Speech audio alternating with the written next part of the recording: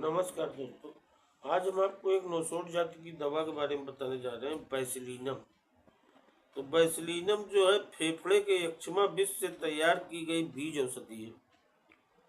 इसके विषय में थोड़ा जानकारी दे रहे हैं। यक्ष्मा रोग की चिकित्सा में इस औषधि का सफलतापूर्वक उपयोग किया जा चुका है। बलगम बदलने में इसके उत्तम प्रभावों को देखा जा चुका है, अर्थात इसके व्यवहार से यक्ष्माग्रस्त रोगी के बलगम की मात्रा घट जाती है, फेफड़ों में अधिक हवा जाने लगती है और बलगम में पीप का अंश घट जाता है। ऐसे बहुत से पुराने रोगों पर भी यक्ष्मा से संबंध नहीं रखते, बैसिलिनम का अनुकूल प्रभाव पड़ता है, विशेषकर जब पीप, पतला कफ अधिक मात्रा में आता है और श्वास कष्ट रहता है, श्वास नलियों में पीप पड़ जाती है, रोगी कम बलगम निकालता है, तो भी यह दवा काम करती है। बैसिलिनम विशेषता उन बूढ़ों के फेफड़ों की बीमारियों में हितकर है जिन्हें नजले जुकाम की पुरानी शिकायत बनी रहती है, जिनके फेफड़ों में रक्त संचार भली भांति नहीं हो पाता,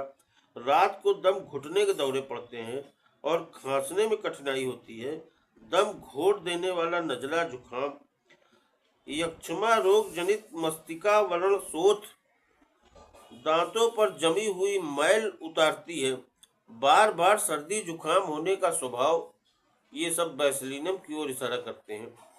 इसमें सिर जो है चिड़चिड़ा, हतोत्साह, सिर दर्द तेज जो सिर की गहराई से उठता है, सिर पर रस्सी बंधे होने जैसी अनुभूति भी होती है, और दाद और पलकों का छाजन में भी यह दवा बहुत अच्छा काम करती है। जैसे आजकल दाद की बीमारी बहुत ज़्यादा फैली हुई है, ये जनांगों के पास, जांघ में, जोड़ पर, तो वहाँ पर मैंने देखा ये दाद की बीमारी बहुत ज़्यादा फैली हुई है, तो दाद में ये बहुत अच्छा काम करती है। इसकी 200 पोटेंसी लेनी चाहिए और 8-10 दिन के अंतर से इसको धीरे धीरे करके 4-5 डोज ले लेनी चाहिए। जैसे आज लिया और फिर उसके 8 दिन बाद फिर ले लिया और फिर 8 दिन बाद ले लिया, इस तरीके से 3-4 डोज लेने में दाद एकदम गायब हो जाता है, चमड़े का मोटापन गायब हो जाता है और वापस अपने कलर पे स्किन आ जाती है। केवल इसी दवा से दाद आपका ठीक हो सकता है और ये मेरा अपना अनुभव है, मैंने इसको इस्तेमाल करके देखा है। तो कफ संबंधी किसी भी तकलीफ में इसकी ऊंची पोटेंसी लेनी चाहिए, 1-2-3 डोज तक, और अंतराल से लेनी चाहिए, लगातार नहीं ली जाती है दवा। इसको रेगुलर नहीं यूज़ करना है, आज लिया तो कम से कम 10-15 दिन के बाद दोबारा लेना है।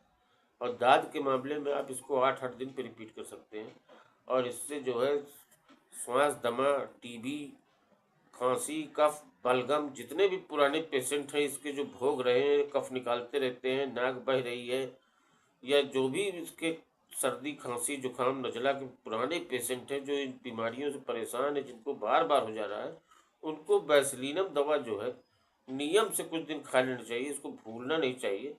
तो मतलब 15-15 दिन पे इसकी 1000 पोटेंसी की एक डोज ले या 200 पोटेंसी की एक डोज ले और इस तरीके से 2-3 डोज इसकी ले लें, तो निश्चित रूप से आपको स्थायी रूप से आराम मिलेगा और ये बार बार होने की प्रवृत्ति ठीक होगी और बलगम की मात्रा कम हो जाएगी।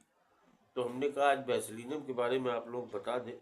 इसमें श्वास संस्थान की स्थिति बता दें कि घुटन, नजले के कारण होने वाला सांस कष्ट, तर्दमा, श्वास नलियों में बुलबुले उठने जैसी ध्वनि के साथ श्लेष पूप बलगम, और पेट की स्थिति, पेट में दर्द, उरु ग्रंथियां फूली हुई, आंत्र यक्ष्मा, जलपान करने से पहले एकाएक पतले दस्त के साथ दुर्गंधित हवा निकलती है, ये सब लक्षण भी है इसके।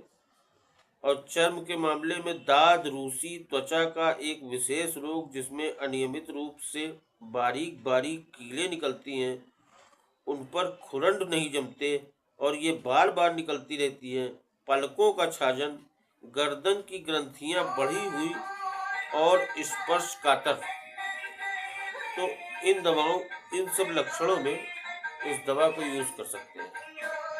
तो दोस्तों, बैसिलिनम के बारे में लोगों ने हमसे कहा था कि इसके बारे में बताइए, तो आज हम ये आपके सामने इस चैप्टर को रखे हैं। तो जो कोई भाई जो है दाद का पेशेंट है, चर्म रोग का पेशेंट है, इस तरीके के जो लक्षण बताए गए हैं उसमें बैसिलिनम आप ले सकते हैं अंतरालों से, 15-15 दिन के अंतरालों से। और 8-8 दिन 10 दिन के अंतर पर दाद के मामले में ले लीजिए और निश्चित रूप से आपको दाद में आराम मिलेगा। और कफ और बलगम वाले पेशेंट को भी आराम मिलेगा। कम से कम इसका 3 डोज लीजिए। 200 पोटेंसी 15-15 दिन पे 3 बार लीजिए। कफ और बलगम वाले पेशेंट को भी बहुत अच्छा फ़ायदा होगा और दाद वाले को भी बहुत अच्छा फ़ायदा होगा। और भी बीमारियों में इसका योगदान है तो ज़रूरत हिसाब से बताता रहूँगा आपको। तो शुभकामनाओं के साथ मिलते हैं अगले वीडियो में।